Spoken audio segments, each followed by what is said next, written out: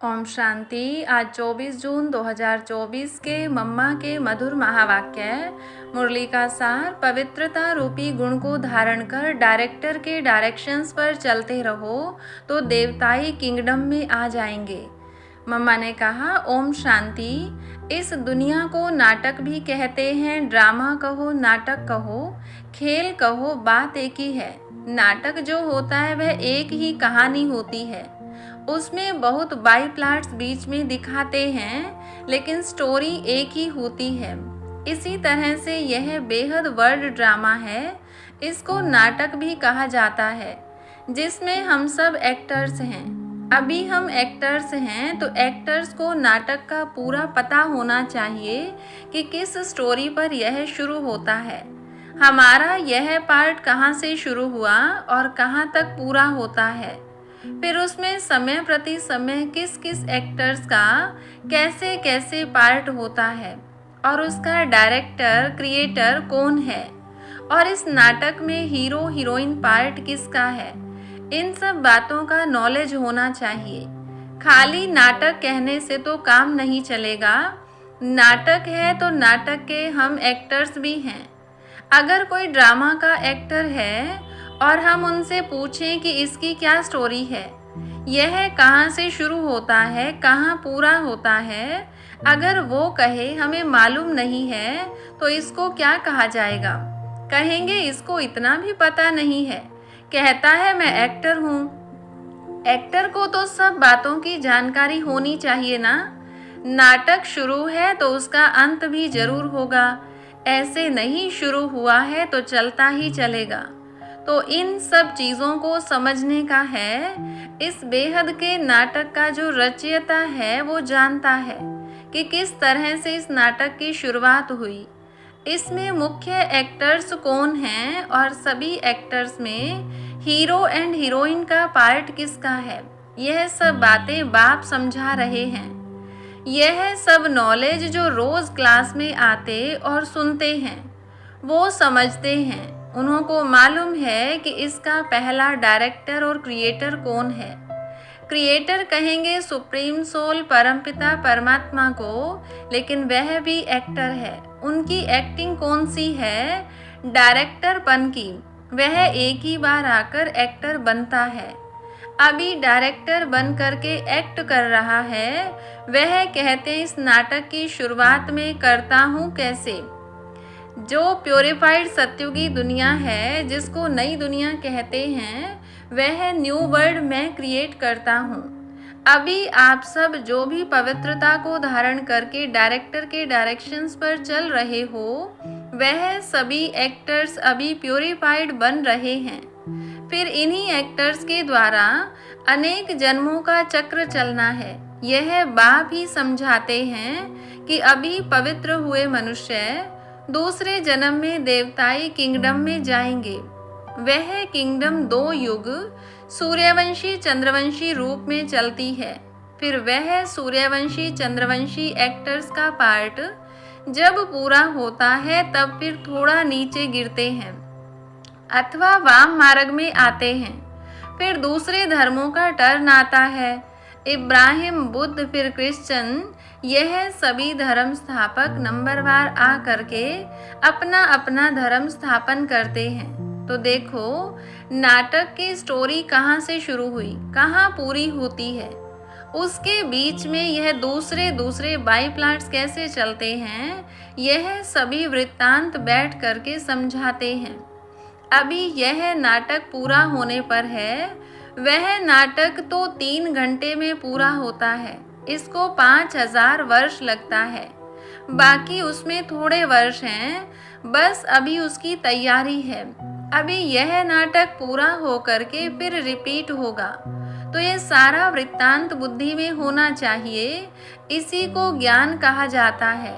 अभी देखो बाप आकर के नया भारत नई दुनिया बना रहे हैं। भारत जब नया था तो इतनी बड़ी दुनिया नहीं थी। आज पुराना भारत है तो दुनिया भी पुरानी है। बाप आकर के भारत जो अविनाशी खंड है, प्राचीन अपना देश है, अभी देश कहते हैं क्योंकि दूसरे देशों में यह भी एक टुकड़ा हो गया है। परंतु वास्तव में सारी वर्ल्ड, सारी पृथ्वी पर एक भारत का राज्य था जिसको कहा जाता था प्राचीन भारत। उस समय का भारत गाया हुआ है, सोने की चिड़िया। सारी पृथ्वी पर केवल भारत का ही कंट्रोल था, एक राज्य था, एक धर्म था। उस टाइम पूरा सुख था, अभी कहाँ है। इसलिए बाप कहते हैं इसका डिस्ट्रक्शन करके फिर एक राज्य, एक धर्म और प्राचीन वही नया भारत, नई दुनिया बनाता हूँ। समझा?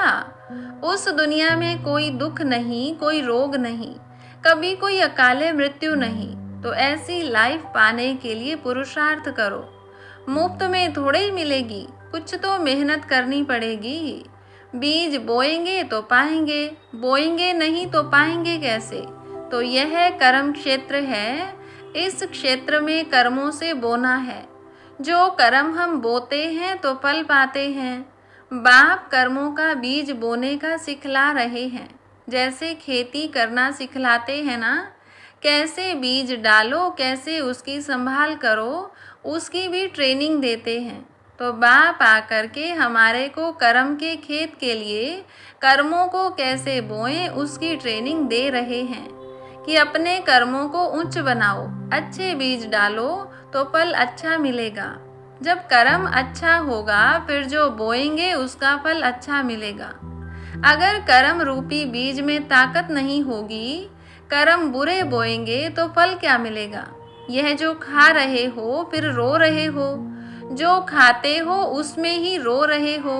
दुख और अशांति है, कुछ न कुछ रोग आदि खिटखिट होती ही रहती है।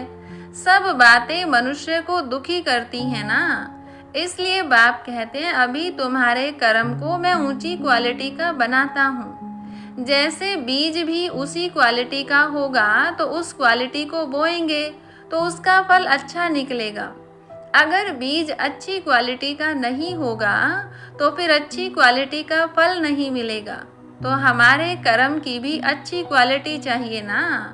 तो अभी बाप हमारे कर्म रूपी बीज को अच्छी क्वालिटी वाला बनाते हैं। तो वह श्रेष्ठ क्वालिटी का बीज अगर बोएंगे तो श्रेष्ठ फल मिलेगा। तो अपने कर्मों का जो सीड है वह अच्छा बनाओ और फिर अच्छा बोना सीखो। तो यह सभी चीज़ों को समझ करके अभी अपना पुरुषार्थ करो। अच्छा, अभी 2 मिनट साइलेंस। साइलेंस का मतलब I am soul. First silence पीछे टोकी में आते हैं। अब बाप कहते हैं फिर चलो साइलेंस वर्ड तो साइलेंस। शांति अपना स्वधर्म है। उस साइलेंस में चलने के लिए कहते हैं इस देह का और देह सहित देह के संबंधों की अभी अटैचमेंट छोड़ो, उससे डिटैच हो जाओ। सन ऑफ सुप्रीम सोल, अब मुझे याद करो और मेरे धाम में आ जाओ। तो अभी चलने का ध्यान रखो, अभी आने का नहीं ख्याल करो। अंत मति सो गति, अभी कोई में भी अटैचमेंट नहीं। अभी तो शरीर की भी अटैचमेंट छोड़ दो। समझा? ऐसी अपनी धारणा बनाने की है। अच्छा, अब बैठो साइलेंस में। चलते फिरते भी साइलेंस, बोलते भी साइलेंस। बोलते कैसे साइलेंस होती है मालूम है?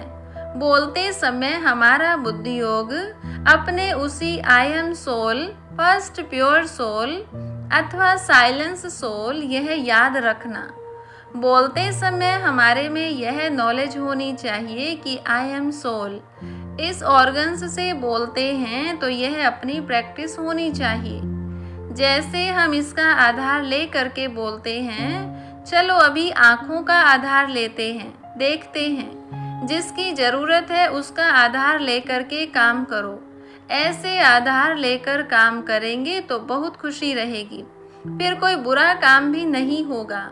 अच्छा, ऐसे बाप दादा और माँ के मीठे मीठे बहुत अच्छे सदा साइलेंस की अनुभूति करने वाले बच्चों प्रति याद, प्यार और गुड मॉर्निंग।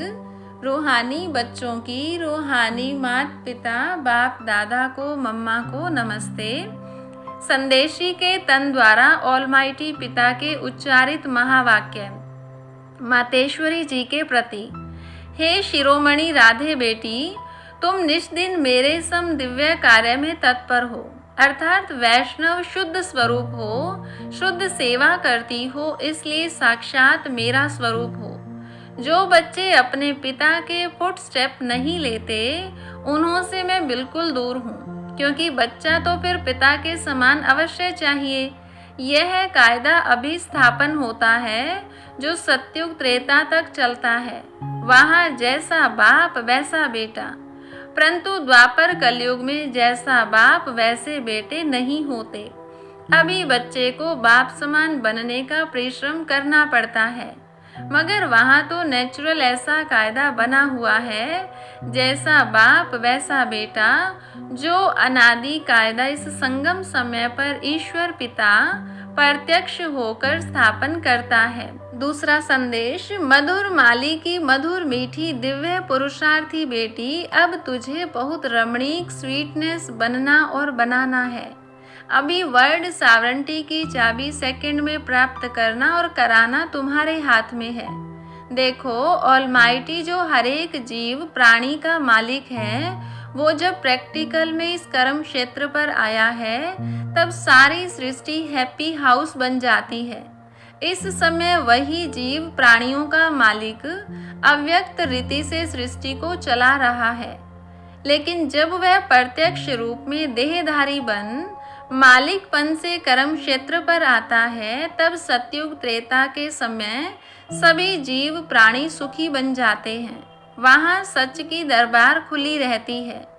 जिसने ईश्वरीय सुख प्राप्त करने अर्थ पुरुषार्थ किया है, उन्हों को वहाँ सदा के लिए सुख प्राप्त हो जाता है। इस समय सभी जीव प्राणियों को सुख का दान नहीं मिलता है, पुरुषार्थ ही प्रारब्ध को खींचता है।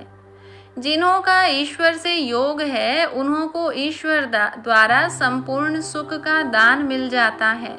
तीसरा, ओहो, तुम वही शक्ति हो जो अपनी ईश्वरीय ताकत का रंग दिखलाए इस आसुरी दुनिया का विनाश कर दैवी दुनिया की स्थापना कर रही हो। फिर पीछे सभी शक्तियों की महिमा निकलती है। अभी वह ताकत तुम्हारे में भर रही है। तुम सदा अपने ईश्वरीय बल और रुहाब के मर्तबे में रहो तो सदा अपार खुशी रहेगी। नित्य हर्षित मुख, तुमको नशा होना चाहिए कि मैं कौन हूँ, किसका हूँ, हमारा कितना सौभाग्य है, कितना बड़ा पद है। अभी तुम पहले सेल्फ का स्वराज्य प्राप्त करते हो, फिर सतयुग में युवराज बनेंगे तो कितना नशा चाहिए। इस अपने भाग्य को देख खुशी में रहो, अपने लक को देखो, उससे कितनी लॉटरी मिलती है। ओहो, कितना श्रेष्ठ तेरा लक, जिस लक से वैकुंठ की लॉटरी मिल जाती है। समझा लकीएस्ट दैवी फूल बच्ची।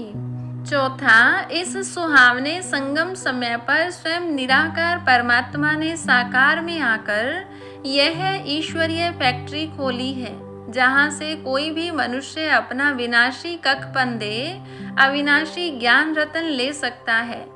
यह अविनाशी ज्ञान रत्नों की खरीददारी अति सूक्ष्म है, जिसको बुद्धि से खरीद करना है। यह कोई स्थूल वस्तु नहीं है जो इन नयनों से देखने में आए, मगर अति महीन गुप्त छिपी हुई होने के कारण इनको कोई भी लूट नहीं सकता है। ऐसा सर्वोत्तम ज्ञान खजाना प्राप्त करने से अति निरसंकल्प सुखदायक अवस्था रहती है। जब तक कोई ने यह अविनाशी ज्ञान रतन खरीद नहीं किया है, तब तक निश्चिंत बेफिक्र निरसंकल्प रह नहीं सकता। इसलिए इन अविनाशी ज्ञान रत्नों की कमाई कर अपने बुद्धि रूपी सूक्ष्म तिजोरी में धारण कर नित्य निश्चिंत रहना है। विनाशी धन में तो दुख समाया हुआ है और अविनाशी ज्ञान धन में सुख समाया हुआ है। पांचवा, जैसे सूर्य सागर के जल को खींचता है जो फिर ऊंचे पहाड़ों पर बरसता है, वैसे यह भी डायरेक्ट ईश्वर द्वारा वर्षा बरसती है। कहते हैं शिव की जटाओं से गंगा निकलती है। अभी इनके मुख कमल द्वारा ज्ञान अमृत धारा बरस रही है, जिसको ही अविनाशी ईश्वरीय धारा कहा जाता है। जिससे तुम भागीरथ पुत्र पावन हो, अमर बन रहे हो। यह सिरताज बनाने की वंडरफुल मंडली है।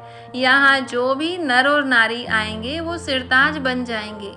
दुनिया को भी मंडली कहा जाता है। मंडल अर्थात स्थान। अब यह मंडली कहाँ टिकी हुई है? ओम आकार में अर्थात अहम स्वधर्म में।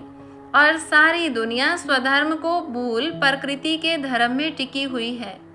तुम शक्तियां फिर प्रकृति को भूल अपने स्वधर्म में टिकी हुई हो। छठा, इस दुनिया में सभी मनुष्य निराकार ईश्वर को याद करते हैं, जिसे अपने नयनों से देखा भी नहीं है। उस निराकार में उन्हों का इतना अति प्यार रहता है जो कहते हैं, हे ईश्वर, अपने में मुझे लीन कर दो। परंतु कैसा वंडर है, जो स्वयं ईश्वर जब साकार में प्रत्यक्ष हुआ है तब उनको पहचानते नहीं हैं। ईश्वर के बहुत प्यारे भक्त ऐसे कहते हैं, जिधर देखता हूँ उधर तुम ही तुम हो। भले वो देखते भी नहीं हैं, परंतु बुद्धि योग से यही महसूस करते हैं कि ईश्वर सर्वत्र है। लेकिन तुम अनुभव से कहते हो कि स्वयं निराकार ईश्वर प्रैक्टिकल साकार में यहाँ आए पधारा है। अब सहज ही तुम मेरे से आकर मिल सकते हो। परंतु कई मेरे बच्चे भी साकार में प्रभु पिता को पहचानते नहीं हैं। उन्हें निराकार अति मीठा लगता है, परंतु वह निराकार जो अभी साकार में प्रत्यक्ष है, उसको अगर पहचान लेवें तो कितनी न प्राप्ति कर सकते हैं, क्योंकि प्राप्ति तो फिर भी साकार से होगी। बाकी जो ईश्वर को दूर निराकार समझते और देखते हैं, जिन्हों को कुछ प्राप्ति नहीं है, वो ठहरे भक्त, उन्हें कोई ज्ञान नहीं। अब साकार प्रभु पिता को जानने वाले ज्ञानी बच्चे सर्व दैवी गुणों की खुशबू से भरे हुए स्वीट फ्लावर अपने प्रभु पिता पर अपना जीवन ही चढ़ा देते हैं, जिससे उन्हें जन्म जन्मांतर संपूर्ण देवताई दिव्य शोभनिक तन प्राप्त हो जाता है। सातवां, सेल्फ को जानने से ही तुम्हें राइट रोंग, सत्य असत्य की परख आ गई है। इस ईश्वरीय ज्ञान से ट्रुथ जबान रहती है, जिससे किसी का संग दोष चढ़ नहीं सकता। संग दोष की छाया उसके ऊपर पड़ती है जो खुद अज्ञानवश है। इस समय ट्रुथ जमाना है ही नहीं, इसलिए किसी की जबान पर भरोसा न रख, उन्हों से लिखत लिखवाते हैं। मनुष्यों का बोल अनट्रुथ निकलता है। अगर ट्रुथ होता तो उसके महावाक्य पूजे जाते। जैसे देखो, डिवाइन फादर के ट्रुथ महावाक्यों के शास्त्र बने हुए हैं, जिन्हों का गायन और पूजन चलता है। उनके ट्रुथ महावाक्यों की धारणा करने से ईश्वरीय क्वालिटी आ जाती है। न सिर्फ इतना, मगर कोई तो पढ़ते पढ़ते श्री कृष्ण का ब्रह्मा का साक्षात्कार भी पा लेते हैं। ओहो, होली हृदय कमल, होली हस्त कमल, होली नयन कमल बेटी राधे, तेरी सारी काया पलट कमल फूल सम कोमल कंचन बन गई है। परंतु पहले जब सोल कंचन बनती है तब सारा तन कंचन प्योर बन जाता है। जिस होली कोमल तन में ही अति कशिश भरी हुई है। तुम अपने परमेश्वर पिता द्वारा अज्ञान तपत को बुझाए, ज्ञान तेज को जगाए अति शीतल रूप बन गई हो। खुद शीतल रूप बन, फिर अन्य हमजिन्स को भी ऐसी सच्ची शीतलता दान देने अर्थ इस सुहावने संगम समय पर निमित्त बनी हुई हो। तुम्हारे जड़ चित्रों द्वारा भी सारी दुनिया को शीतलता और शांति का दान मिलता रहता है। अभी तुम सारी सृष्टि को सैल्वेशन में लाए, अंत में अपना दिव्य तेज दिखाए, न्यू वैकुंठ गोल्डन गुलशन में जाकर विश्राम करेंगी। अच्छा, वरदान दिया, बाबा शब्द की चाबी से सर्व खजाने प्राप्त करने वाली भाग्यवान आत्मा भव। चाहे और कुछ भी ज्ञान के विस्तार को जान नहीं सकते व सुना नहीं सकते, लेकिन एक शब्द बाबा दिल से माना और दिल से औरों को सुनाया तो विशेष आत्मा बन गए। दुनिया के आगे महान आत्मा के स्वरूप में गायन योग्य बन गए, क्योंकि एक बाबा शब्द सर्व खजानों की व भाग्य की चाबी है। चाबी लगाने की विधि है दिल से जानना और मानना। दिल से कहो बाबा तो खजाने सदा हाजिर हैं। स्लोगन, बाप दादा से स्नेह है तो स्नेह में पुराने जहान को कुर्बान कर दो। अच्छा, ओम शांति।